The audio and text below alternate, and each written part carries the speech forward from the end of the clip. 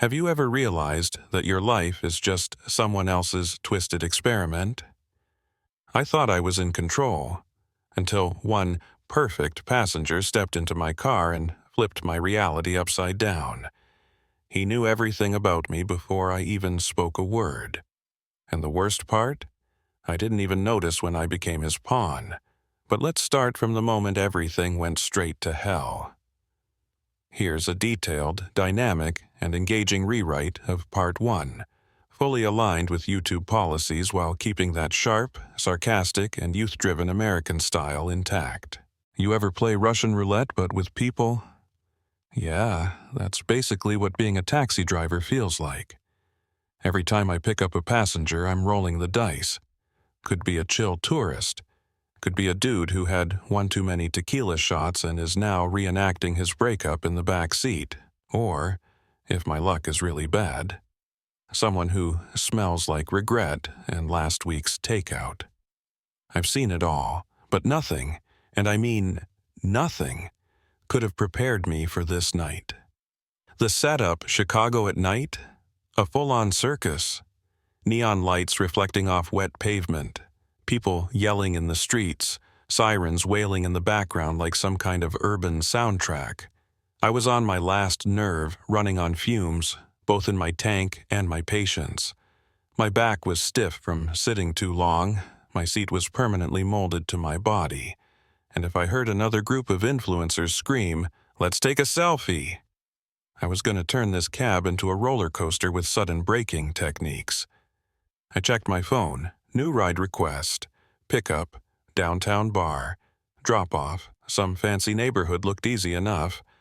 Probably some Wall Street guy who had one too many overpriced cocktails and needed a ride back to his mansion. I accepted and pulled up to the curb, and that's when I saw him. The passenger from hell.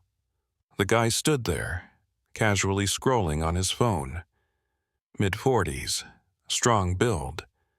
The type of face that probably terrorizes customer service workers daily. He wore a tailored suit, definitely someone used to people calling him Sir. But the real red flag wasn't the suit. It was the red hat. Not just any red hat. The red hat. Make America great again. My stomach did a full Olympic-level flip. Look, I don't usually judge people based on fashion choices. Wear Crocs with socks? Do your thing. Walk around in pajama pants outside? Respect. But this? Yeah, no. See, when you're a black dude driving a cab in a city like Chicago, picking up a guy in that hat is basically signing up for problems. I could already hear the greatest hits playlist forming in my head. Back in my day, we didn't have all this woke nonsense. You know, I have a black friend. People are so sensitive these days. Yeah, I was not in the mood. So I did what any sane person would do. I rolled down my window and hit him with "Nope." The confrontation. The guy blinked twice, like his brain short-circuited for a second. "Excuse me?" "Yeah, man, I'm not taking this ride." "Are you serious?" "As a heart attack." At this point, most people would just sigh, roll their eyes, and order another car. But no, this guy, built different. He stepped closer to the car, like I had just insulted his entire family tree. "You're refusing to drive me because of my hat?" "Yup." "That's discrimination."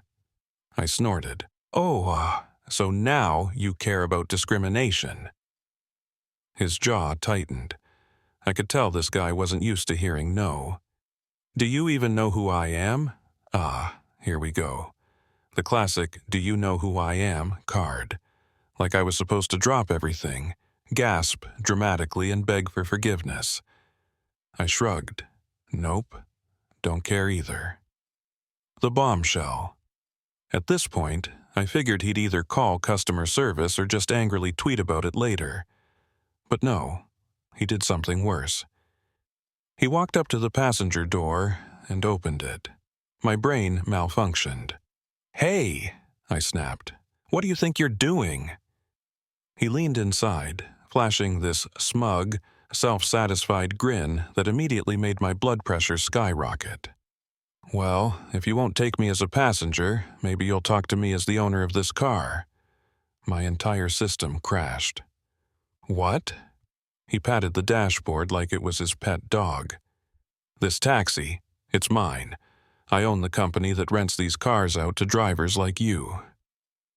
I froze. I blinked, then blinked again. And then I let out the deepest, most exhausted sigh of my entire existence. "You have got to be kidding me." You ever get that sinking feeling in your gut? Like when you realize you left the oven on, or when your mom says, "We need to talk." Yeah, that's exactly what hit me the second this dude said he owned my car. The shift in control. I stared at him, waiting for the punchline. Any second now, he was gonna laugh, say, "Just kidding," and call another ride.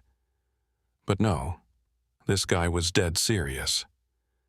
"You're joking, right?" I finally said.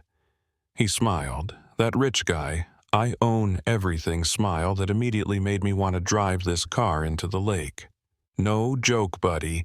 This taxi belongs to my company, which means, technically, you work for me." "Oh, hell no." I laughed, not because it was funny, but because if I didn't laugh, I was going to explode. "Right, and you want me to apologize, bow down, shake your hand and say, 'Thank you, sir, for allowing me to rent this fine automobile'?" "Nah," he said, still grinning. "I just want to know why you really refused my ride." I sighed. Here we go. "Because I don't want to deal with the headache of picking up someone who looks like they spend their free time yelling at people online. Because I've had enough bad experiences to know this isn't worth my energy. Because, frankly, I can afford to skip one ride without my world falling apart." His eyes flickered, like I had said something that actually hit. Then, bam, my phone buzzed. I glanced down at the screen. Account temporarily suspended. I nearly dropped my phone. "Oh, you did not just—" "Relax," he cut me off. "I can reactivate it in 5 minutes. I just wanted to see what you'd do." The manipulation game. I gripped the steering wheel so hard my knuckles turned white. This guy was testing me, like a cat poking a sleeping dog just to see what happens. "Let me get this straight," I said through clenched teeth. "You own this company, which means you have the power to suspend my account, and you just did it for fun?" "For curiosity," he corrected. "Oh, well, in that case, let me just be so grateful that you're ruining my night for your entertainment." "I'm not ruining it. I'm offering you an opportunity." I squinted at him. "Yeah? What kind of opportunity are we talking about here?" He leaned in, too close. The kind that pays way better than driving a taxi. Everything about this felt wrong. My gut was screaming, "Danger! Danger! Danger!" But I was also curious, because this wasn't just about power now. This was a game to him, and I needed to know what the hell he was playing at. "What kind of job are we talking about?" I asked.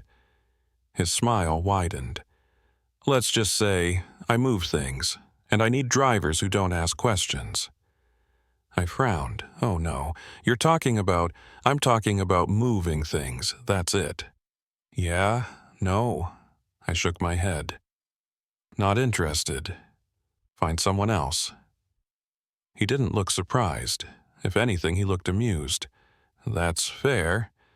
But before you walk away, let me ask you something." He pulled his phone out, tapped the screen a few times, and then turned it toward me. It was a photo of my house. My entire body went cold. The threat. I stared at the screen, my brain struggling to catch up. "How the hell did you get that?" "I told you I own things, and I like to know who works for me." I felt my pulse slam against my ribs. This wasn't just some rich guy throwing his weight around. This was something else, something worse. "You've got about 30 seconds to explain why I shouldn't call the cops," I said, my voice low. "Oh, you can call them," he said casually. "But by the time they get here, your account will be banned permanently, and I'm sure you wouldn't want that, right?" I clenched my jaw so hard my teeth hurt. I could walk away. Right now. Get out, leave the car, find another job. But then what? Would this guy just disappear? Or would he show up at my house one day? Because something told me this wasn't just about a taxi ride anymore. This was about control. And if I didn't figure out a way to turn the tables, I was already losing. What would you do in his place? Walk away and forget about it, or play his game and try to turn the tables? Drop your thoughts in the comments. How would you handle this? Have you or someone you know ever been in a similar situation? Let's talk about it. Your opinion matters. This story isn't just for drama, it's for awareness.